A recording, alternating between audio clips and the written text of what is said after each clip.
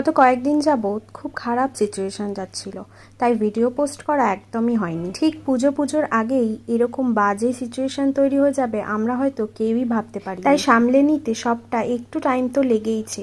যাদের ওখানে এরকম সিচুয়েশন হয়েছে তারা নিশ্চয়ই জানবে আমি কি বলতে চাইছি। আচ্ছা, এমন কেউ কি দেখছো যাদের ওখানেও এরকম বন্যা পরিস্থিতি হয়েছিল ভয়াবহভাবে? সেটা তাহলে জানিও, আর বর্তমান পরিস্থিতি কি সেটাও জানিও। আমাদের এখানে রাস্তাঘাটে প্রায় 6 ফুটের কাছাকাছি বন্যার জল ছিল। আর কি ছিল না বলতো, সাথে ছিল ক্ষয়, কত রকমের ভয়, আশ্রয়ের সংকট, এমনকি কোথাও পানীয় জলটুকু পাওয়া যাচ্ছিল না। সত্যি হঠাৎ করে এরকম ক্ষতি মানা যায় না একদমই।